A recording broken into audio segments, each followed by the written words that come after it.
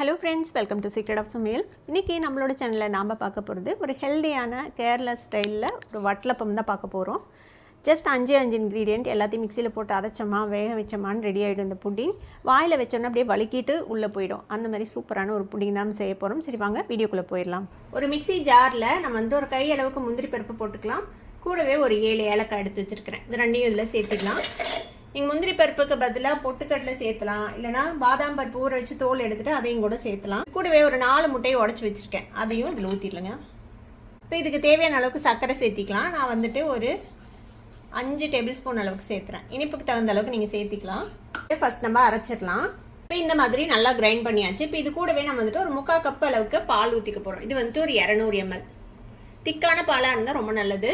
இப்போ இதையும் நம்ம ஒரு தடவை மிக்ஸ் பண்ணி எடுத்துக்கலாம். இப்போ இந்த மாதிரி பாலும் ஊற்றி பிளெண்ட் பண்ணி எடுத்தாச்சு. இப்போ இந்த மாதிரி ஒரு டிஃபன் பாக்ஸில் நான் கொஞ்சமாக நெய் தடவி வச்சிருக்கிறேன் ஃபுல்லாக. இதில் நம்ம அரைச்ச இந்த பால் முட்டை கலவையை வடிகட்டி ஊற்றிக்கலாம். நம்ம ஏலக்காயை தோலோடு தான் போட்டு அரைச்சோம். அந்த ஏலக்காயோட அந்த கசடு அதெல்லாம் வந்துடும் இதில். இப்போ இந்த மாதிரி நல்லா வடிகட்டியாச்சு. இப்போ ஒரு குக்கரில் ஸ்டீம் பண்ணுறதுக்கு தண்ணி வச்சிருக்கிறேன். இந்த மாதிரி ஒரு ஸ்டாண்டு போட்டு வச்சுக்கோங்க. இதுக்குள்ளே நம்ம வடிகட்டி வச்சிருக்கிற இந்த பால் முட்டை கலவை இருக்குல்ல, அதை உள்ளே வச்சிடலாம். வச்சுட்டு இது இந்த மாதிரி க்ளோஸ் பண்ணிவிடுங்க, இல்லைன்னா தண்ணி உள்ளே இறங்கிடும். இட்டு போட்டு மூடிடலாம். இதை மூடி போட்டு 5 to 6 விசில் விட்டிங்கன்னா இது வெந்துடும். ஒரு மீடியம் ஃப்ளேமில் வச்சுட்டு ஒரு 5 விசிலுக்கு வெயிட் பண்ணலாம். நம்ம ஒரு 5 விசில் விட்டு நம்ம ஆஃப் பண்ணியாச்சு. இப்போ நல்லா வெந்துருச்சு. நான் ஓப்பன் பண்ணி காட்டுறேன் பாருங்க. பார்க்கும்போதே தெரியும் உங்களுக்கு நல்லா வெந்துருச்சுன்னு சொல்லி. இந்த மாதிரி குக்கரில் வச்சிங்கன்னா ஈஸியாக குக் பண்ணிடலாம். நம்ம சும்மா ஸ்டீம் பண்ணோன்னா ரொம்ப நேரம் வேக வைக்கிற மாதிரி இருக்கும். இப்போ இந்த மாதிரி ஒரு கத்தியோ இல்லை டூத் பீக்கோ வச்சு சென்டரில் குத்தி பாருங்கள். வெந்துருச்சுன்னா எதுவும் ஒட்டாமல் இந்த மாதிரி நீட்டாக வரும். இப்போ நம்மளோட வட்டலப்பம் வெந்துருச்சு. இப்போ இது நம்ம ஃப்ரிட்ஜில் கொஞ்சம் நேரம் வச்சுட்டு அதுக்கப்புறம் நம்ம டிமோட் பண்ணலாம். இது கொஞ்சம் வார்மாக இருக்கும்போது சாப்பிடலாம், இல்லை சில் பண்ணியும் சாப்பிடலாம், உங்களோட விருப்பம் தான்.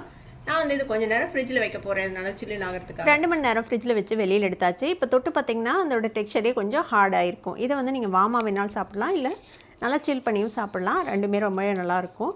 இதை டிமோல்ட் பண்ணுறதுக்கு முன்னாடி இந்த மாதிரி கத்தி வச்சு ஓரங்களை கொஞ்சம் லூஸ் பண்ணி விட்டுருங்க. அப்புறம் இந்த மாதிரி தட்டில் போட்டு ஒரு தட்டு தட்டிங்கன்னா ஈஸியாக டிமோல்ட் ஆகி வந்துடும். சூப்பரான வட்டலப்பம் பாருங்கள், அழகாக டிமோல்ட் ஆகிடுச்சு. இதை நமக்கு தேவையான சைஸில் நம்ம வெட்டிக்க வேண்டியதான். இப்போது இந்த வட்டலப்பம் உங்கள் எல்லாத்துக்குமே கண்டிப்பாக பிடிக்கும். வாயில் போட்டோன்னா கரைஞ்சி போயிடும். ட்ரை பண்ணி பாருங்கள். ட்ரை பண்ணி பார்த்துட்டு எப்படி இருந்தது அப்படின்னு எனக்கு கமெண்ட்ஸில் ஃபீட்பேக் கொடுங்க. இந்த வீடியோ உங்களுக்கு பிடிச்சிருந்தா சப்ஸ்கிரைப் பண்ணுங்கள், பக்கத்தில் இருக்கிற பெல் ஐக்கானை கிளிக் பண்ணுங்கள். அப்போ தான் ஃபியூச்சர் நோட்டிஃபிகேஷன்ஸ் உங்களுக்கு உடனே சேரும். லைக் பண்ணுங்கள், ஷேர் பண்ணுங்கள்.